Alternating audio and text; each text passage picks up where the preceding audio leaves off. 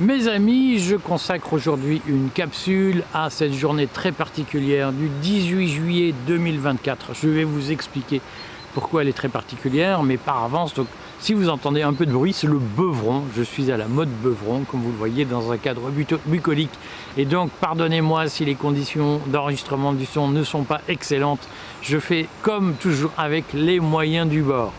Voilà. Mais je reviens à mon sujet qui est la journée fatidique du 18 juillet 2024 parce que ce jour-là, deux événements majeurs vont se produire. C'est d'abord l'élection probablement d'Ursula von der Leyen, on va y venir, à la tête de la Commission européenne par le Parlement européen, et c'est aussi l'élection du ou de la présidente de l'Assemblée nationale en France, présidente pour la législature qui s'ouvre après la dissolution de l'Assemblée nationale. Alors, il est important de comprendre que ces deux événements qui vont se dérouler le même jour peuvent produire des réactions chimiques complexes sur lesquelles je vais revenir. Alors, premier sujet, on évoque la question de la nomination de l'élection de Ursula von der Leyen à la présidence de la Commission européenne. Je sais que beaucoup adorent dire mais Ursula n'est élue par personne. En réalité, c'est faux. Le président, la présidente de la Commission européenne est d'abord choisi, pressenti par le Conseil européen qui représente les gouvernements élus démocratiquement en Europe. Ça a été le cas le 27 juin pour Ursula von der Leyen, un peu contre toute attente puisqu'on avait beaucoup parlé notamment de Mario Draghi. Une fois que le Conseil européen, donc le Conseil des gouvernements s'est réuni, le Conseil des chefs d'État s'est réuni pour identifier le candidat officiel à la présidence de la Commission européenne, eh bien, c'est au Parlement européen de voter par une majorité simple pour la présidente, le président de la Commission européenne. Et donc, c'est sur le nom proposé par le Conseil européen que le Parlement européen se positionne. À ce stade, Ursula von der Leyen dispose d'une coalition avec trois partis. D'abord le sien, le Parti populaire européen, qui est le parti des conservateurs. Elle a aussi fait union avec les libéraux, on devrait plutôt dire les capitalistes de connivence de Renew, qui est le parti auquel appartient Valérie Hayé, notamment, représentante de Macron, tête de liste des macronistes aux européennes.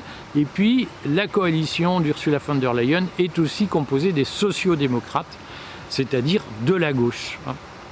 Et donc c'est cette entité qui va, pour l'instant, désigner à 400 voix, dit-on, la présidente de la Commission européenne, Ursula von der Leyen. Simplement, on le sait, les groupes, les partis européens sont extrêmement friables et fragiles. Les libéraux, les conservateurs français, par exemple, dont François-Xavier Bellamy, ont annoncé qu'ils ne soutiendraient pas Ursula von der Leyen, et la présidente de la Commission peut donc se méfier raisonnablement de l'attelage de droite et de gauche qu'elle a constitué. C'est pourquoi elle tend la main aux écologistes, quatrième groupe qui pourrait lui apporter un renfort de voix dont elle pourrait avoir cruellement besoin le 18 juillet.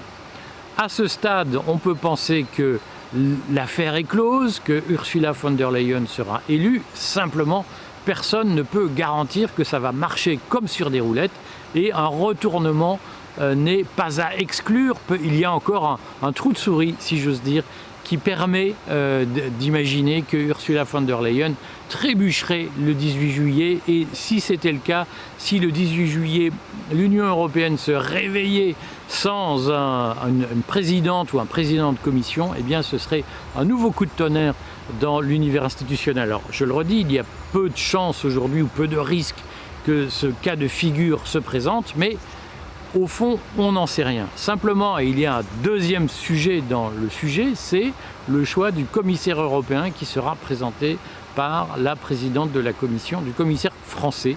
Et on sait d'ores et déjà que Emmanuel Macron penche pour le renouvellement de mandat du titulaire actuel, qui est l'ancien patron de Atos, du groupe Atos, vous le connaissez. Thierry Breton, qui jouit d'une popularité assez faible en France, mais on le sait, Marine Le Pen, par exemple, contestait le renouvellement de Thierry Breton, et il faudra voir dans quelle mesure le nouveau gouvernement qui est nommé qui sera nommé en France, renouvellera sa confiance à Thierry Breton et acceptera que ce soit le président de la République qui désigne le commissaire français auprès de la Commission. Tout ça reste encore très incertain. Il faudra vérifier sur place d'une certaine façon. Simplement, c'est là que le sujet devient important. Le 18 juillet, le même jour, le président de l'Assemblée nationale doit être élu à Paris. Et c'est une autre paire de manches, puisque aujourd'hui, vous le savez, il n'existe pas de majorité absolue à l'Assemblée nationale qui permette d'identifier un candidat, une candidate naturelle pour ce poste.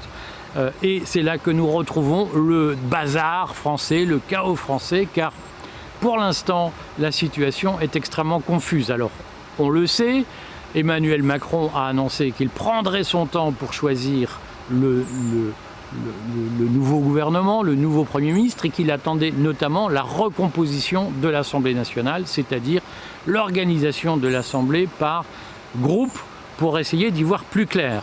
Ce qu'on comprend dans cette affaire, c'est que Emmanuel Macron est en train de travailler au corps un certain nombre de gens de gauche, du Front populaire, y compris des mélenchonistes repentis d'une façon ou d'une autre du mélenchonisme. Alors on pense bien entendu qu'Emmanuel Macron a envie de tendre les bras aux socialistes qui ont été conduits par Glucksmann, qui est Macron compatible aux élections européennes. Macron a envie de tendre les bras aux écologistes avec une Marine Tondelier qui lui fait de l'œil. Macron a envie de tendre les bras probablement aux communistes qui se montrent très anti-mélenchonistes, et il a probablement envie de tendre les bras à des personnalités comme Clémentine Autain, comme Alexis Corbière, comme François Ruffin, qui doit à Macron sa réélection. Si Macron ne s'était pas précipité pour désister la candidature de son opposante, eh bien Ruffin ne serait pas élu et ce serait un rassemblement national qui se serait passé. Il est très probable que Macron ait promis des gamelles, des postes à tous ces gens-là en échange du lâchage de Mélenchon, dont on sait les positions anti-israéliennes qui sont difficiles à gérer pour un président de la République en France, et dont on sait les positions, au fond, pas très anti-russes. Là aussi, sujet difficile à gérer, alors que Macron, ce mercredi, part au sommet de l'OTAN, et on le sait, l'OTAN fait de cette affaire du soutien à l'Ukraine comme du soutien à Israël des points névralgiques de conditions d'accès au pouvoir en Europe. Donc, il est très probable que la logique d'Emmanuel Macron consiste à curiasser ses adversaires, à les faire courir, à se donner du temps et à identifier les points faibles pour les attaquer un par un, au besoin en leur présentant des postes. Alors, pour ce faire, il a besoin d'avoir un gouvernement en bonne et due forme qui gagne du temps. C'est pourquoi il a refusé la démission de Gabriel Attal dimanche soir, et c'est pourquoi officiellement Gabriel Attal est toujours en poste. Simplement, il y a une petite astuce.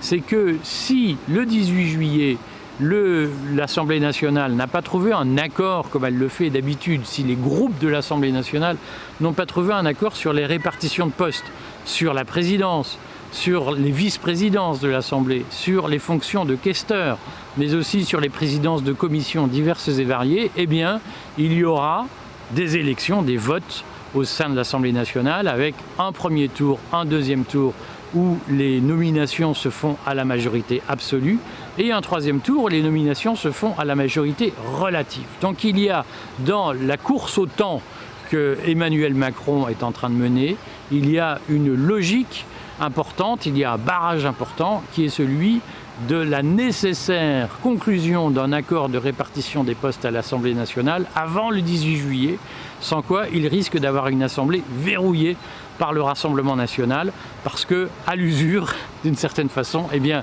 le Rassemblement national pourra faire élire ses candidats aux postes stratégiques. Or, pour pouvoir concourir aux différentes fonctions, il faut être député de plein droit. Et il se trouve que les ministres qui ont été élus le 7 juillet, les ministres en poste du gouvernement Attal, dont le Premier ministre Gabriel Attal, qui ont été élus le 7 juillet, ne sont pas encore députés tant qu'ils restent ministres et tant que le gouvernement n'est pas déclaré chargé d'expédier les affaires courantes. Donc Emmanuel Macron, s'il veut garantir à ses ministres la possibilité de peser dans l'Assemblée le 18 juillet, notamment dans le cadre d'un accord avec le Front populaire pour se répartir les postes, eh bien, le président de la République devra accepter la démission de Gabriel Attal et donc préparer la nomination d'un nouveau Premier ministre. Et ça suppose notamment des discussions sur les nominations de commissaires français à l'Union européenne. Ça suppose un équilibre global dans cette cohabitation qui va s'ouvrir. Donc on voit bien que le 18 juillet est une journée charnière qui, d'une façon ou d'une autre, va ordonner l'utilisation des horloges à Emmanuel Macron et va l'obliger à sortir du bois et notamment à précipiter la constitution d'un nouveau gouvernement en France avec un nouveau Premier ministre. Donc contrairement à ce que Emmanuel Macron pouvait imaginer, il n'a pas 2 mois ou 3 mois à se donner pour constituer son gouvernement. On sait qu'il se disait mais Gabriel Attal peut expédier les affaires courantes jusqu'au 15 août. En réalité, il devra accepter la démission de Gabriel Attal et il va devoir composer avec une Assemblée nationale qui sera constituée à partir du 18 juillet. On imagine mal qu'il n'ait pas à ce moment-là pris une option sur un nouveau gouvernement. En tout cas, il y a là encore 2 possibilités dans l'arbre de décision qui s'offre à Emmanuel Macron. Soit il gagne du temps et il prolonge indéfiniment Gabriel Attal tant que ça ne pète pas d'une certaine façon. Mais on voit bien que la situation des finances publiques va inquiéter encore plus si nous n'avons pas de gouvernement capable d'agir, doté d'une légitimité suffisante pour prendre des mesures d'urgence en cas de crise. Et donc Emmanuel Macron met la France en risque en prolongeant Gabriel Attal au-delà du 18 juillet et on peut imaginer que Gabriel Attal appréciera un peu cette mesure parce que ça va l'empêcher de peser dans la nouvelle Assemblée nationale. Et Emmanuel Macron peut aussi faire le choix de précipiter un nouveau gouvernement et ça l'obligera à sortir du bois. Et comme vous le savez, on ne sort de l'ambiguïté qu'à son détriment. Voilà, ayez à l'esprit que dans la structuration de la vie politique cet été, le 18 juillet va être un moment essentiel pour la France.